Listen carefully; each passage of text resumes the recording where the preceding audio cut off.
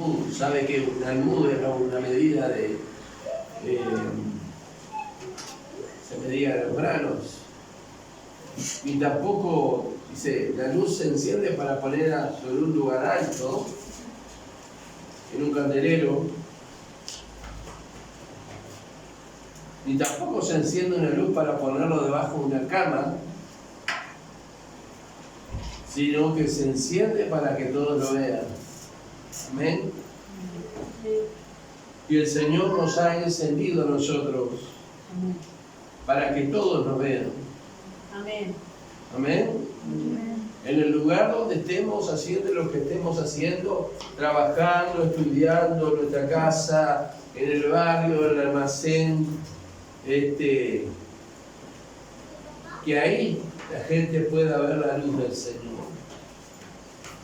Yo sé que la gente no va a entender en principio, qué es lo que nosotros somos, y les va a llamar la atención, ¿sí? Os digo porque a mí me ha pasado muchas veces. Un poquitito, ahí está. A mí me ha pasado muchas veces que me han venido a preguntar, como le preguntaron a mi esposa, y que quizás le han preguntado a ustedes también. Y ahí es una oportunidad maravillosa, porque se ve que la luz les ha estado iluminando. Yo cuando alguien viene con algún comentario, alguna pregunta, de decir algo de la iglesia, hacer una pregunta sobre la iglesia o algo, es porque algo le está picando. Y a veces pasa mucho tiempo que esa persona hace una pregunta, después hace otra, hace otra. Y llega el momento cuando uno le puede hablar como ser esposa libremente del Señor. No olvidemos que donde está mi esposa es un campo de batalla. Porque el demonio está allí luchando por robar el alma de ese hombre. Pero increíblemente, no sería una palabra que debería de usar, tremendamente, este hombre no ha muerto, con todo lo que tiene no ha muerto. Hay algo que lo mantiene vivo. Por un lado podemos pensar que sea que el maligno lo tenga vivo para poder torturarlo con dolor y con desesperación. Digo, pero más desesperación y dolor que en el infierno no hay. Entonces, ¿podemos nosotros creer que Dios en su misericordia le está dando oportunidad y que en algún momento mi esposa va a poder llegar nuevamente, que esas palabras que él escuchó estarán resonando en su alma? Porque ninguno de nosotros conocemos qué pasa en el tiempo de cuando uno está en coma. Sí, yo he escuchado testimonios de personas que han salido del cuerpo, que se han visto, lo que los médicos han hecho sobre ellos. Eso es lo que... Después cuando alguno dice que viajaron al cielo y viajaron, no sé. Yo conozco uno que fue al cielo, Jesús, porque vino del cielo. Pero conozco a otro, no sé si en el cuerpo o fuera del cuerpo. ¿Quién fue? El apóstol Pablo fue arrebatado a los cielos y oyó cosas inefables que no está permitido decir en un hombre. Pero si vamos por la palabra, que allí donde está es un campo de batalla, que el Señor le está preservando la vida a este varón, le está sosteniendo, porque plaquetas ceros, tremendo. Cómo el organismo de él se ha ido degradando. Confiamos en el Señor, amén. Yo decía al Señor, una alma más que se va a la perdición, Señor. No lo permitas, Señor. No lo permitas, Señor. ten misericordia. Ten misericordia, Señor.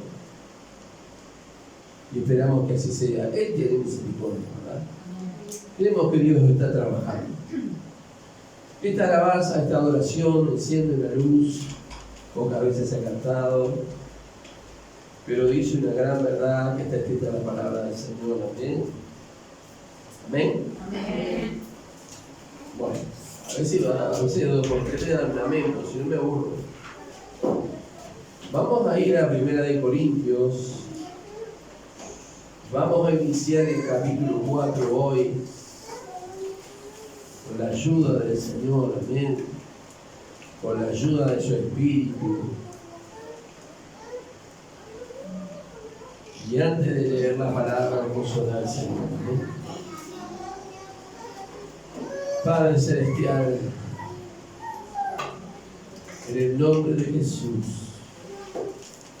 nos acercamos a ti en el nombre de Jesús, a rogarte que el Espíritu Santo, en esta tarde, que es el Maestro de los Maestros, pueda enseñarnos y despertarnos a la verdad, Señor, la cual tú nos estás llamando. Señor, gracias. Queremos realmente ser discípulos tuyos y aprender y entender las verdades de tu Santa Palabra. Estamos en esta hora como María a los pies del Señor. Estamos como María a tus pies, Señor, queriendo aprender.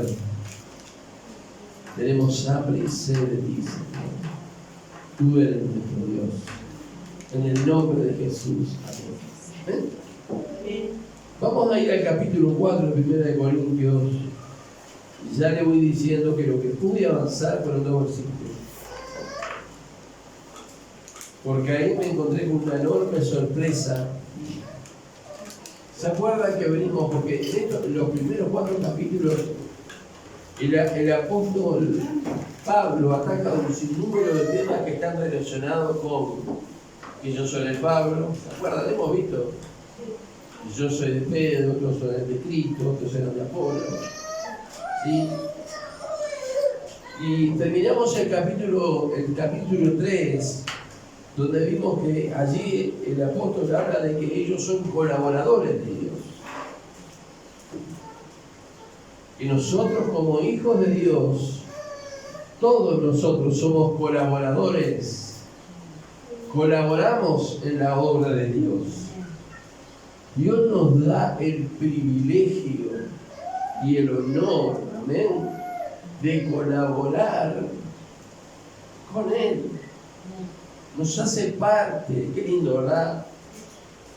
Qué lindo cuando nosotros estamos en un lugar ahí y las personas que están nos hacen parte, nos hacen sentir parte. No nos hacen sentir un bicho raro, ¿no es cierto? Nos hace sentir que somos parte de ese lugar, que formamos, que estamos allí en ese lugar y que, bueno, nos sentimos cómodos porque nos sentimos de allí. Eso es muy bueno. Y el apóstol Pablo dijo, nosotros somos colaboradores. Nada somos, dijo en el capítulo 3. Uno es el que planta, otro es el que riega. Cada uno recibirá su recompensa, pero el que hace crecer es Dios. El que da crecimiento es Dios. Aún mismo la semilla en lo natural es Dios. El que da crecimiento. Así que si usted está por hacer una quinta o hacer una quinta, hágala en el nombre del Señor y ore. Que dé abundante crecimiento el Señor, amén. Entonces vimos ellos como ellos se califican a sí mismos. No es como decimos nosotros que se tiren abajo, es la verdad. Somos colaboradores. No somos nada sin Él, ¿o no? No somos nada sin Él. ¿Amén? Y el apóstol Pablo es un hombre que sabía reconocer. Y terminamos viendo que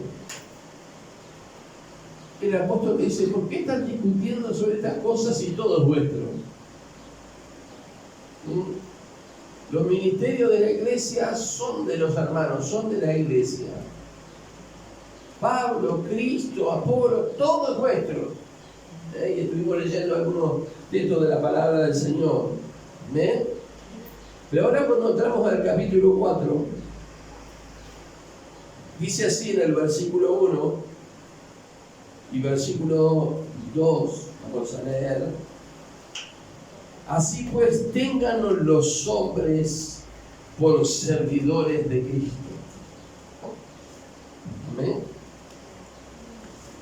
Téngannos los hombres. No dice téngannos los hermanos.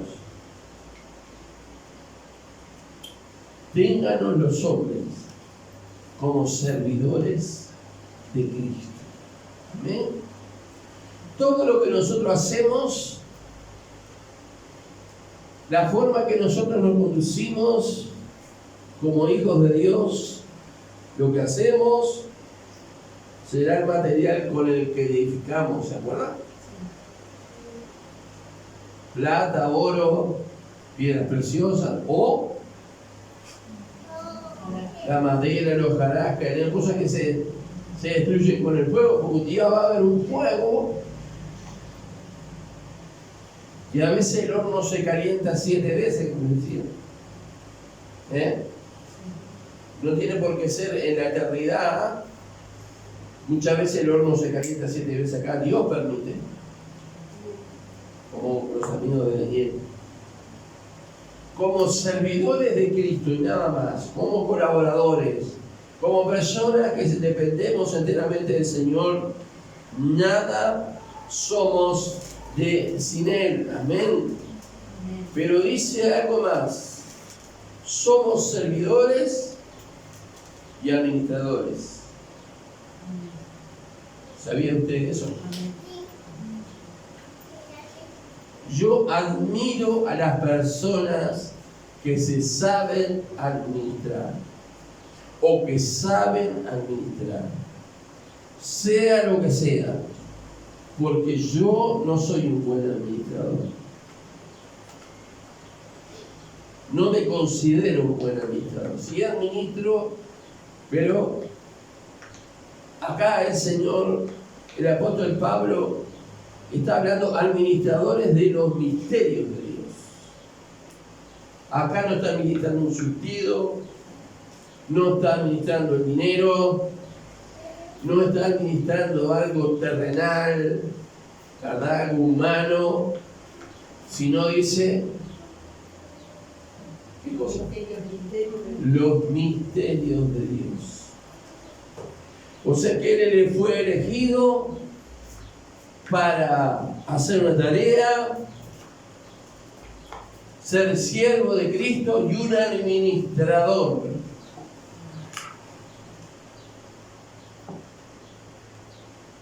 ¿Qué hace un administrador? Mire, yo le voy a poner el ejemplo de mi trabajo antes que enfermara. El ecónomo, en ese cuarto está todo lo que se usa dentro. Dentro de la emergencia, lo que usted necesite. Qué receloso eran ellos de las cosas. Parecía que las cosas eran de ellos, pero no, son del hospital. Y para sacarle, ¿saben lo que son las tiras de Molucoté? ¡Qué lucha para sacar una tira de Molucoté! Para pedir una sábana. Ya cuando uno caminaba a la puerta ya le veía la cara, ya ponía cara como diciendo, ya viene a venir. Y aquí va a poner otra cosa. Durísima la administradora, una de las administradoras del economato. ¿Y para qué es? ¿Y para qué lo querés? ¿Con qué paciente lo va a usar? ¿Y lo autorizó la NER? ¡Oh! Mamita querida. Pero, ¿sabe qué? Alguien que tiene la manito floja no puede ser administrador. Porque en el mismo día le vacían el economato, le vacían la tienda, le vacían el almacén, lo dejan sin dinero. Yo he conocido hermanos que han sido administradores de los dineros de la iglesia que el pastor de la iglesia vino a decirle, mirá, tenemos que comprar una bolsa de Portland y para sacarle dinero para la bolsa de Portland tuvieron que, no sé, orar, no sé qué tuvieron que hacer. Y dificilísimo. Y que se va a gastar, que se va a hacer, y que no, que esto, que aquello. Se compró igual. Pero que es administrador de esa cabeza. ¿Sí? De cuidar lo que le pusieron en sus manos. Y a veces yo pienso, ¿no? Por ejemplo, es un ejemplo que muchas veces he puesto, lo vuelvo a poner. Queremos tener una moto. Bueno, Dios le puede dar una moto. Pero resulta que la bicicleta que Dios le dio está con las dos cámaras pinchadas, tiradas de afuera, al rayo del sol, herrumbrándose, rompiéndose, y voy a decir pudriéndose, pero no lo voy a decir, al rayo del sol. Y dice, ¿y tú querés que yo te dé una moto? Eso pasa con nuestros hijos. Nuestros hijos nos piden algo y resulta que ya tuvieron otro y el otro está tirado o está roto. Y decimos no, para que tú lo rompas, no. Miren, yo de Día del Padre recibí un equipo de música hace tiempo ya. Se rompió la antena, pero yo no la rompí. Igual de todas maneras no me trajeron otro, porque yo no la rompí. Pero está bien cuidadito. Está bien cuidadito. Ahora, ¿qué cosas tenía que administrar el apóstol Pablo? ¿Qué dice? Los misterios de Dios. Los misterios de Dios. No era una ferretería que tenía que administrar los clavos, meter los clavos. Tampoco un epónimo, tampoco un lugar donde esté un depósito de comestibles. Tampoco era un banco donde hubiera mucho dinero que se tendría que administrar. Ni una empresa. No comparemos a la iglesia ni el servicio a Dios jamás con una empresa. Como yo le dije a un obrero una vez que dijo, sí, porque la iglesia es como un almacén. Y yo lo paré y le dije, pará, porque en la iglesia no trabajamos con arroz y harina, trabajamos con almas eternas. Y eso el apóstol lo tenía bien presente. Bien presente, administrador de los misterios de Dios. Ahora bien, dice, en verso 2, se requiere de los administradores. ¿Qué cosa? Que cada uno sea hallado fiel. A veces espiritualizamos todo. Pero el apóstol Pablo era un hombre que tenía muy claro quién era y qué era lo que le había dado el Señor para administrar. Si usted ve en el libro de Hechos y quizás en las cartas paulinas, usted va a encontrar que él muchas veces trabajó con sus manos, haciendo tiendas que era su oficio, y con Aquila y Priscila que también eran del mismo oficio. Entonces vemos allí que en el concilio de Jerusalén, en Hechos 15, allí los apóstoles le habían dicho que se ocupara de los pobres. Entonces, ¿qué hacía él? Administraba su dinero para sus necesidades, porque él jamás le dijo a la iglesia, ustedes me tienen que dar un peso para sostenerme, jamás, porque fue el Espíritu Santo que lo llamó. Eso no quiere decir que la iglesia no tiene el deber de sostener a sus siervos. Eso se lo digo a los que estamos acá y a los que van a ver la grabación. Que no nos hagamos los osos y que sepamos que tenemos la responsabilidad de sostener, ya sea el pastor o el misionero, quien sea que Dios mande, tenemos la responsabilidad de sostenerlo. Y el apóstol Pablo con sus propias manos trabajaba y él decía, nadie va a robar esta mi gloria de que yo con mis propias manos. Y él no solamente trabajaba para él administraba su dinero hacia los pobres. Él administraba su dinero hacia los discípulos o los otros apóstoles que tenían con él. Y él decía, sé tener mucho, sé tener poco, sé tener abundancia. Por todo y en todo he sido enseñado.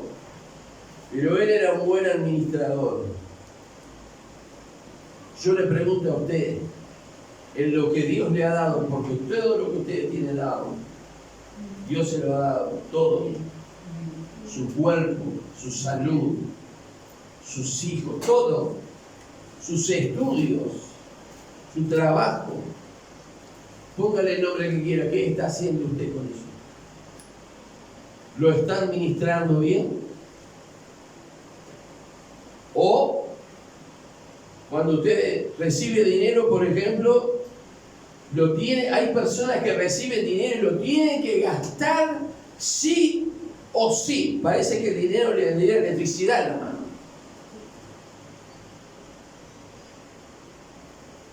¿Has encontrado algunas personas no sean así?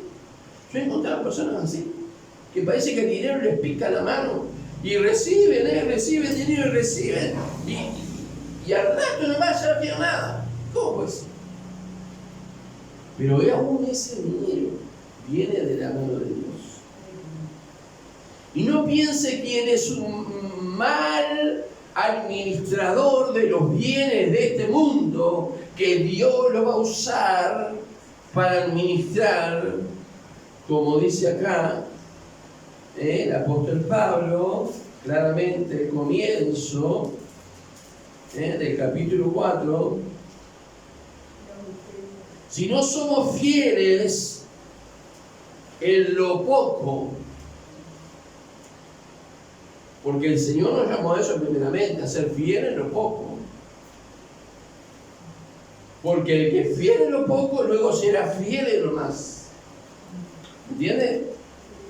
Será fiel en lo mucho. Cuando nosotros miramos la parábola de los talentos, vamos a encontrar allí que hubo uno que recibió un talento. Y usted dice, sí, fue fiel porque el talento no se perdió, pero eso no era lo que tenía que hacer. Él tenía la capacidad de reproducir ese talento.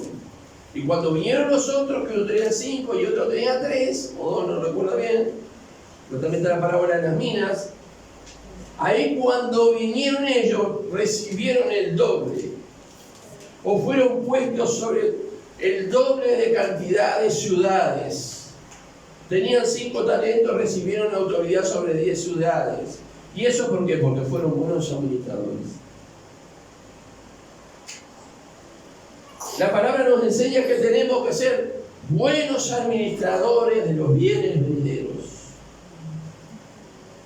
Eso quiere decir que van a venir buenas cosas para nosotros. En todo sentido. ¿Me puede creer? Amén.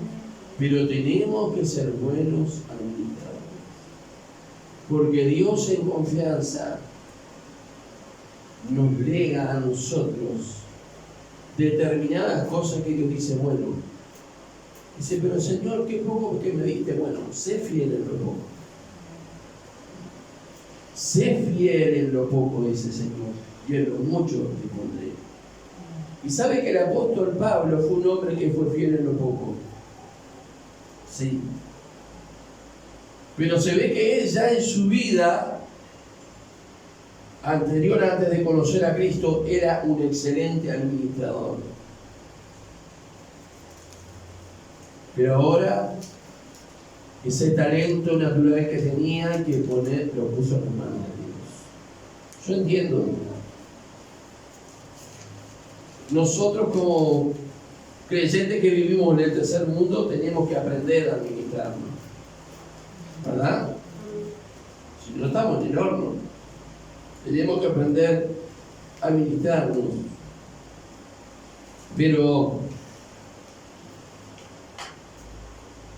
nos damos cuenta que este varón de Dios y lo que nos dice la palabra del Señor fue una vivencia para él.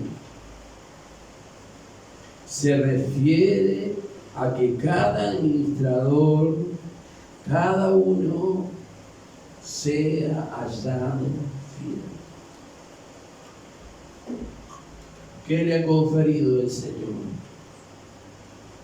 Pídale al Señor gracias, porque no todos tenemos la capacidad y el don y el talento de saber administrar. Hay quienes lo tienen pero no lo usan. Bueno, comience a usarlo. Y si usted no lo tiene y el Señor se lo ha dado, pídalo o pídale la gracia de Dios para administrar. A ver, Señor, ¿en qué tengo que administrar?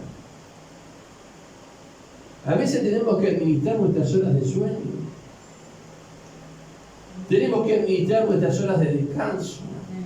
Tenemos administrar nuestras horas que estamos delante de los aparatitos, como yo decía el otro día, que muchas veces son de tropiezo. Tenemos que saber administrar el tiempo que le corresponde al Señor. Alguien dijo una vez que tenemos que darle el diezmo de nuestro tiempo.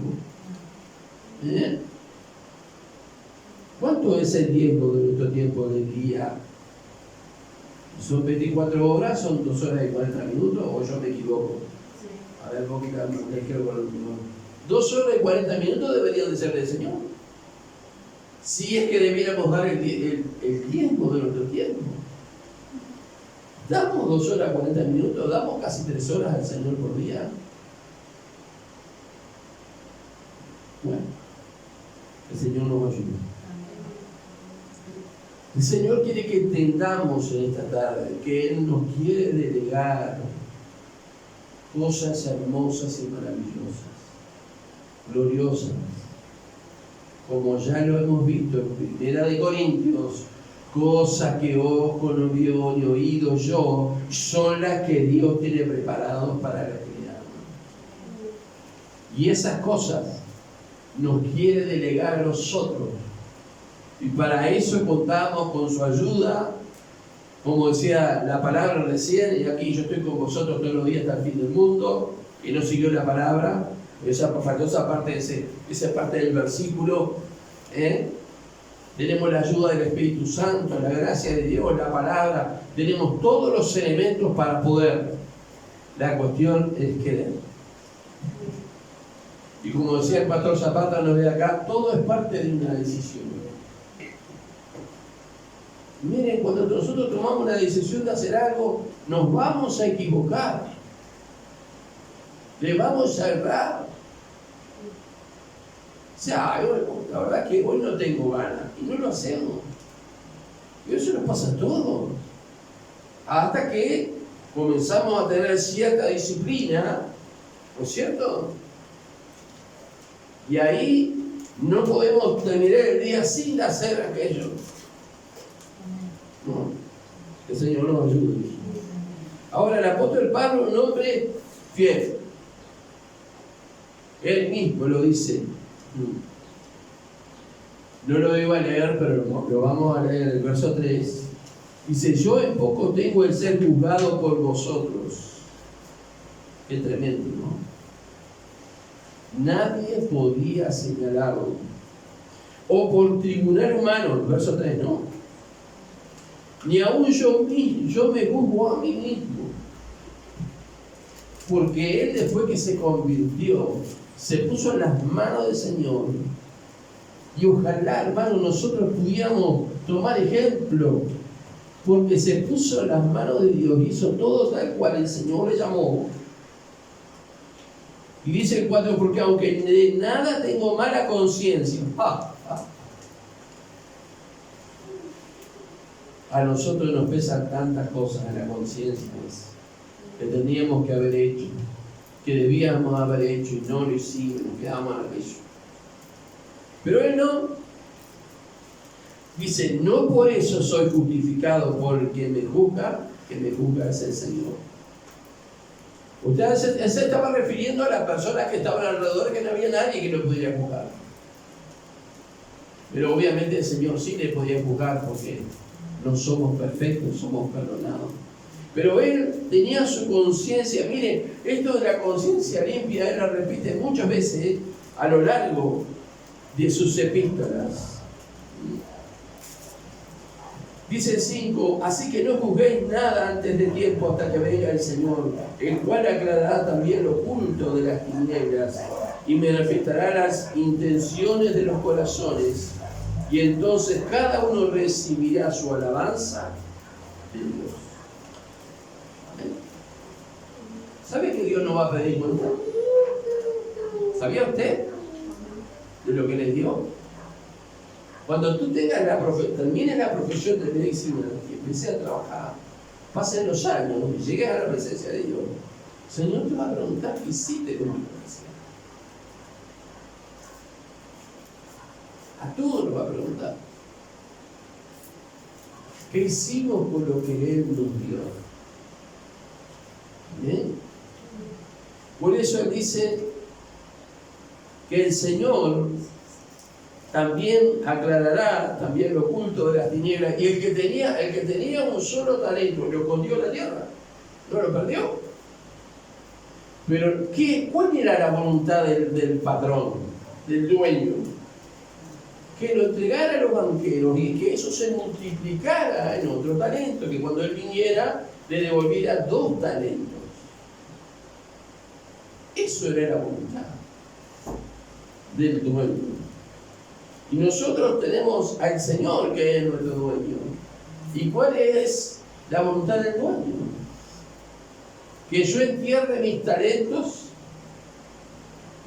Como yo decía el otro día, sábado, yo pensaba que el Señor nunca iba a hacer algo conmigo. Estaba convencido. ¿Sabe por qué pasó eso? En la iglesia había un joven que sería 2 años mayor que yo.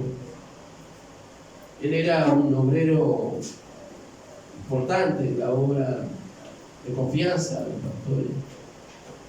Y él se apartó de los caminos de Dios y murió.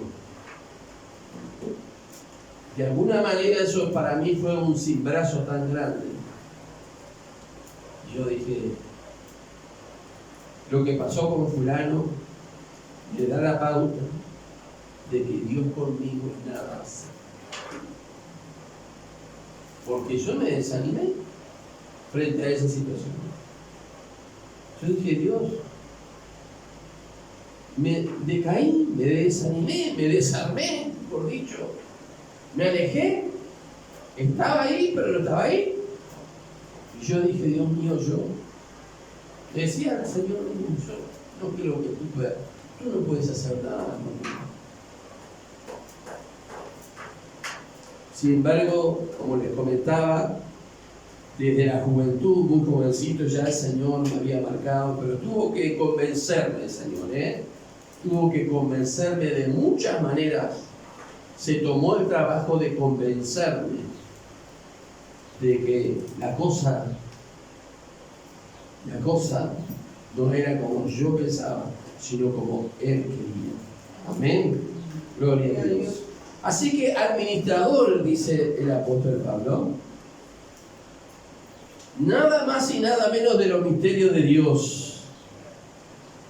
Y yo me quedé sorprendido de que hay por lo menos en el Nuevo Testamento 11 misterios. Mire, no le voy a hablar del misterio del monstruo de leones. No le voy a hablar del misterio de pie grande, o del abominable hombre de las nieves, o del chupacabra famoso que cada tanto aparece. Es un misterio, no. ¿Sabe que según Dios, un misterio es una verdad previamente ocultada por Dios, que llegado el momento, Dios mismo la revela? Para todos aquí estaba oculto que Jesús era nuestro Salvador. No lo sabíamos. Pero un día el Señor nos reveló, nos mostró que Él era nuestro Salvador, y bueno, nos sigue mostrando cosas, nos sigue revelando cosas. Y una de las cosas era el misterio del reino de los cielos, en el cual Jesús estaba hablando. ¿Sí? Vamos a mirar en Efesios 2:11. ¿Cuántos minutos vamos? Efesios 2:11.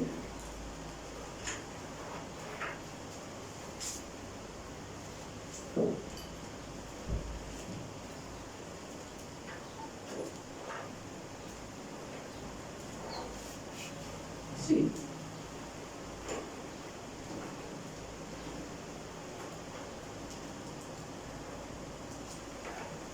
Vamos a leer así, ¿sí? Del 11 al 13.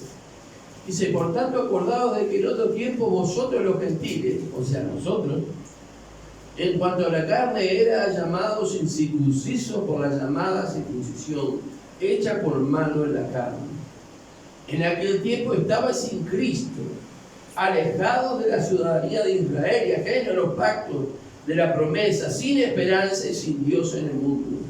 Pero ahora en Cristo Jesús, vosotros que en otro tiempo estabais lejos, no solamente lejos, impedidos de alcanzar la gracia de Dios, habéis sido hechos cercanos por la sangre de Cristo. Dice, porque Él es nuestra paz, que de ambos pueblos hizo uno, derribando la pared intermedia y aboliendo en su carne las enemistades. Nosotros no éramos pueblo. A partir de Abraham, Dios formó un pueblo. Ahora, ¿saben por qué Dios eligió a Israel? ¿Ha leído una vez en la palabra? Y esto se lo dejo para que usted lo busque. Porque el más insignificante de todos los pueblos. ¿Para qué el Señor eligió a Israel? Para, como dice el libro, creo que el libro de Amós, para que toda la gloria que Israel estaba viviendo de parte de Dios, estoy hablando en el Antiguo Testamento, ese Dios todopoderoso, el único Dios, fuera conocido por todos los pueblos de la tierra. ¿Pero qué hizo Israel? Quiso apoderarse de Dios. Nadie se apodera de Dios. Nadie puede decir, te tengo acá, Señor, no te me acuerdo. Solo nosotros te podemos, Señor, manifestar. Solo nosotros te podemos tener, Dios. Dios se encargó de manifestar su nombre a todas las naciones habidas por el cielo, en diferentes lugares, de diferentes maneras, de algunas maneras que nosotros ni siquiera sabemos. Y cuando llegue el cielo, sabremos. ¿No es cierto? Pero Dios eligió al pueblo de Israel porque era el más pequeño, el más insignificante, y lo escogió para que a las naciones le contaban de que Él era el verdadero Dios. No era para ponerse en ellos en una posición de ser el jefe de los demás o el regente de los demás, sino que era justamente para eso, para que Dios pudiera usarlos como instrumentos para que las otras naciones conocieran su gloria, su poder, su majestad, y que Él era el verdadero Dios. ¿Bien? Eso fue lo que pasó. El misterio del reino de los cielos, vemos allí en Mateo 13. Vamos a ir a Mateo 13.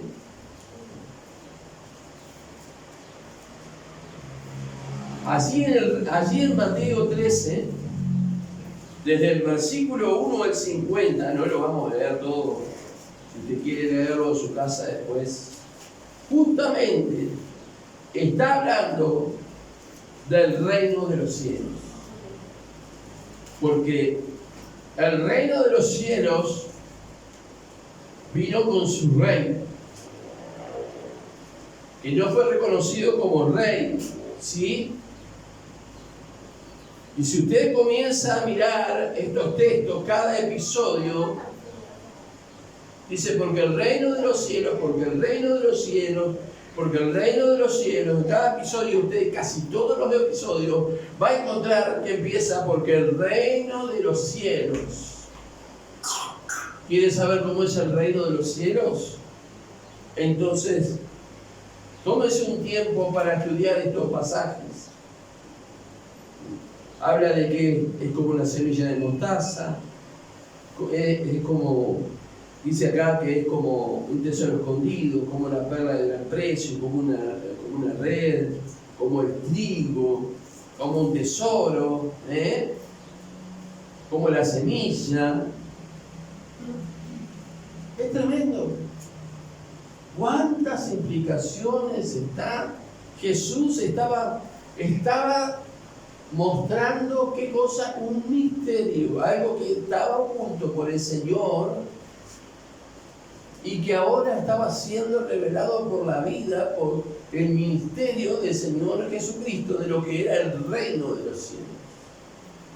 Yo no sé qué pensarían los judíos que era el reino de los cielos, pero sí que ellos creían que el rey tenía que ser un rey militar, que venía a echar patadas a los romanos y a lanzazo y ahí, con espada.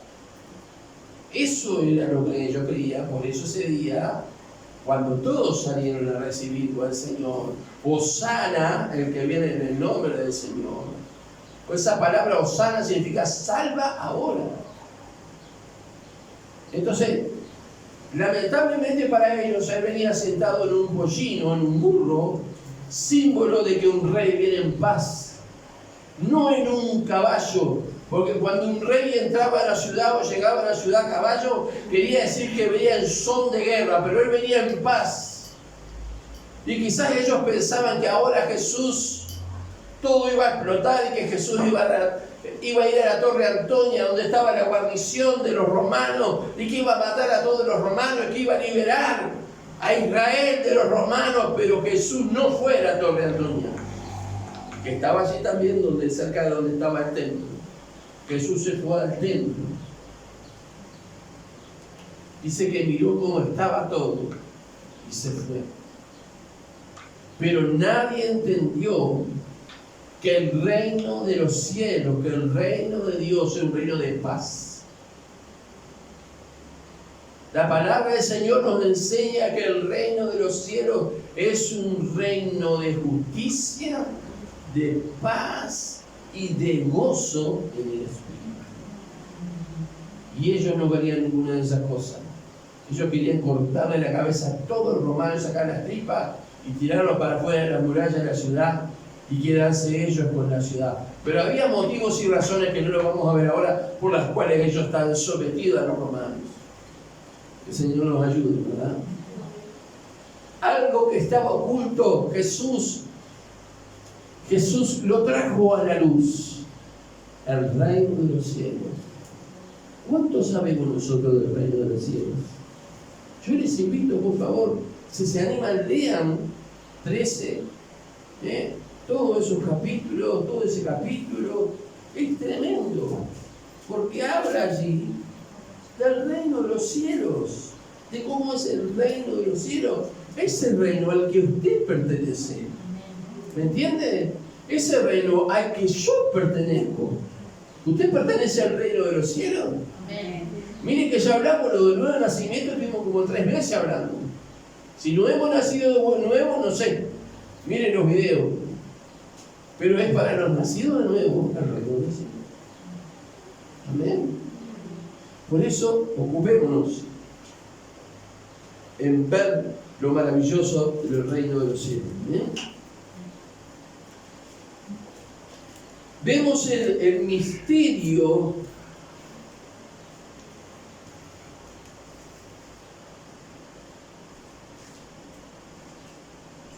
en segundo lugar, algo tremendo. El misterio de la ceguera de Israel durante esta era. No estaban esperando ellos al Salvador. No estaban esperando ellos al Mesías. Mire, yo los tengo en la pantalla porque estoy estudiando con alguno de ellos y me he quedado realmente boca abierta. No creen en el Hijo, no creen en el Espíritu Santo, no creen en la resurrección, creen que, bueno, el día que te moriste y ya está. Algunos dudan que Abraham hubiese existido, que el pueblo de Israel cruzó por medio de un arroyo embarrado, que no cruzó por medio de un arroyo con barro, medio seco con barro, por ahí. Y toda cosa por el estilo, porque hay un altísimo, un 85% aproximadamente de los judíos que no creen. Y no creen a la manera de aquellos del tiempo de Jesús, porque es el mismo espíritu. Entonces vemos la ceguera de Israel. La ceguera es un misterio, hermano. Cuando ellos entran a la tierra prometida, ¿qué pasa? Dice que se levantó una generación que no conocía a Dios. Por eso el Señor dijo a algunos pueblos allí en la tierra, para que no se olvidaran de las guerras, pero hay una generación que no conocía a Dios. Quienes tenían la responsabilidad de que ellos conocían a Dios eran sus padres, sus abuelos, si bien los sacerdotes y los jueces y todo lo demás. Pero, hermano, una generación entera se levantó que no conocía a Dios. No conocía al Señor. ¿Es que acaso que no hubo nadie que pudiera pararse y contar lo que fue la salida de Egipto con mano poderosa? No hubo nadie que se parara y pudiera contar cómo el mar rojo se abrió, cómo el Jordán se abrió, cómo Dios los sostuvo en el desierto con esa nube durante el día y con esa columna de fuego en la noche. El maná, cómo Dios les dio de beber, cómo les dio de comer. Dice la palabra que los vestidos de ellos en 40 años no se envejecieron y que las sandalias no se envejecieron en sus pies. ¿Quién hace eso? Sin embargo, Israel, cuando comienza esta nueva era cristiana, la era común, le llaman ellos, porque están entre el año 5000, no recuerdo. Cuando empieza la era cristiana, cuando nace el Salvador, uno podía decir, tenía que haber una fiesta en Israel, porque eso significaba restauración, ¿entiendes? Sin embargo, Herodes le dijo a los reyes, a esos reyes que vinieron, le dijo, bueno, dice, vayan ustedes, dice que vieron la estrella que vienen siguiendo del oriente, y después vénganme a decir a mí para que yo vaya y la adore. Mentira. Herodes era un usurpador, porque el trono era del descendiente de David. ¿Quién era el descendiente de David? Jesús era el descendiente de David. Herodes era un usurpador y no quería ir a adorar a Jesús. Y eso queda demostrado que cuando los reyes se van por otro camino, porque les es revelado lo que quería hacer este hombre, manda a matar a todos los niños menores de 2 años, si mal no recuerdo, para ver en todo Israel, para ver si podía liquidar a ese rey que era el verdadero rey de Israel. Pero no pudo, porque Dios se encargó de protegerlo. Qué tremendo, ¿no? Y a partir de ahí, porque, hermanos, los sabios de Israel vinieron con las escrituras, las pusieron delante de Herodes y le dijeron, sí, en Belén, así y así, y le explicaron por las escrituras. Ellos no creyeron. No creyeron que ese era el rey que se sentía que sentar en el trono de David. Pero ¿sabe una cosa? Nadie impedirá que Jesús se siente en el trono de David cuando Él venga en gloria. Él se va a sentar en el trono de David. y va a juzgar a las naciones, y aún aquellos que lo mataron, que lo crucificaron, que lo negaron. Porque es cierto, demorar las profecías. Mire, por 400 años, entre el Antiguo y el Nuevo Testamento, no hubo revelación. Fue un periodo que llaman un periodo intertestamentario, esos 400 años, donde no hubo revelación, donde hubo silencio en los cielos. Pero Dios lo había abundantemente dicho en la ley de Moisés, en los profetas, en los salmos, en toda su palabra, hablando que un Salvador vendría, que un libertador vendría. Moisés mismo es un tipo, es un ejemplo de cómo el Señor iba a levantar a un Salvador, un Mesías y otros más, para rescatar a su pueblo, ya no de un lugar físico, sino de sus pecados, y darle nueva vida. Y yo no puedo creer, no puedo entender, sinceramente no puedo entender cómo teniendo las promesas, teniendo los pactos, teniendo todo lo que tenían, toda la revelación, teniendo todo lo que tenían ellos de parte de Dios, habiendo visto el obrar de Dios en la naturaleza de una manera tremenda, no pudieron creer.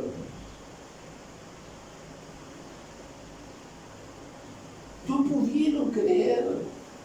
Desde el nacimiento de nuestro Señor no pudieron creer. No han podido creer, no pueden creer. No le hable Jesús. No pueden creer que Él sea Cristo. Porque ¿cómo el hijo de David va a estar en un pesebre? ¿Cómo el descendiente de David que va a estar en el trono de David va a salir de un taller de carpintería? ¿Cómo el hijo de David estaba anunciando que sería levantado, que ya vimos que ser levantado significaba ser crucificado? Aún los propios discípulos de él se espantaron, porque dijeron: Señor, tú eres la esperanza de Israel. Porque los discípulos todavía no habían entendido qué clase de reino. Yo no sé si nosotros estamos entendiendo qué clase de reino estamos. Yo por lo menos no voy a agarrar ni siquiera una onda, voy a agarrar para tener una piedra. Porque el reino de los cielos es paz, gozo, ¿ven? Y justicia. Entonces, no sé si voy a poder continuar más. Cuando la Biblia habla que tenemos que orar por el pueblo de Dios, oremos, hagámoslo, recordemos. Pero en este momento, los que viven en esa porción de tierra, en los que alrededor del mundo están, que dice que son unos 12 millones, algunos no saben ni siquiera que son judíos. O son judíos, pero no les interesa nada que tenga que ver con la religión o con la palabra de Dios. Oremos. Miren, hermano, es un misterio. Romanos 11:25. Vamos a leer, no sé cuánto tiempo.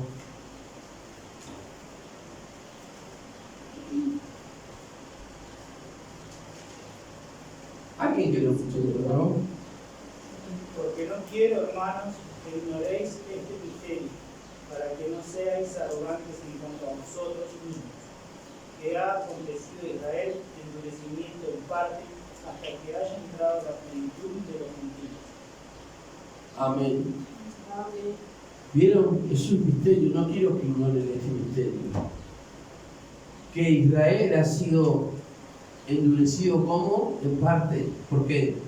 Porque después que entre la plenitud de los gentiles, que todavía no entramos, siguen entrando al reino de los gentiles. Entonces el Señor se ocupará de su pueblo de Israel, no sé cómo, para convencerles de que Él es el Salvador. ¿Sabe que a mí me duele? A mí me duele. Luego vamos a ir hasta ahí nada más, tengo algunas cosas más, algunos misterios más de la palabra, pero me duele. Sí me duele.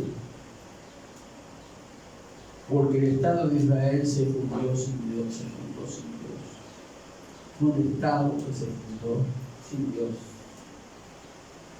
Porque cuando se formó la Universidad de Israel, que ellos creen que el tercer templo, todo es el lugar donde está la Universidad de Israel, me dijo una profesora a mí, para ellas el tercer templo es la enseñanza, la educación, en ese todo es el lugar que ellos tienen, o tienen no sé si un templo del libro no es otra cosa, donde están todos los manuscritos del Mar Muerto y todo.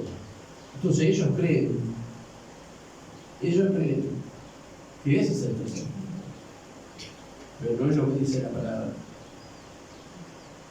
Sabe que cuando yo miré que estaban inaugurando, cuando la inauguración de la Universidad de Jerusalén, hace años,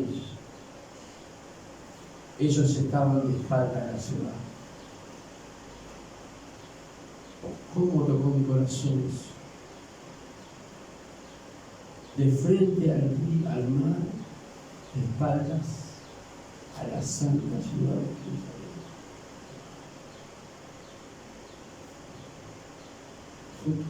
Me golpeó cuando me dijeron que el tercer templo era la educación, la ciencia, el saber.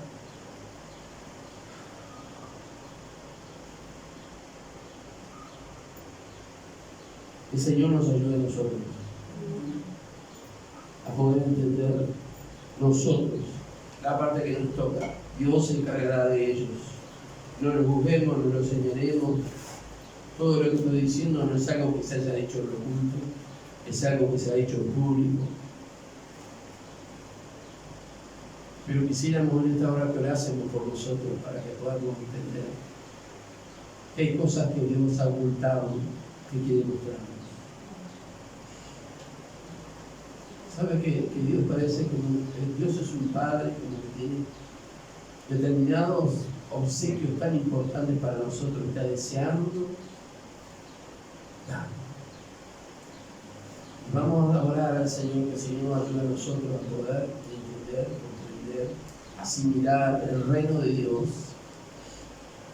Y vamos a orar por el Señor. Porque la palabra dice, le dijo a Abraham, Dios a Abraham, que la descendencia de él sería como las estrellas, como la arena del mar, y que hoy hay 12 millones de ellos en diferentes partes del mundo. Todos sabemos lo que ese pueblo ha sufrido. Todos los pueblos han sufrido, no sabemos lo que la Segunda Guerra Mundial. Podemos hacer. Señor, en el nombre de Jesús, queremos rogarte que tú nos ayudes, Señor, porque tú nos has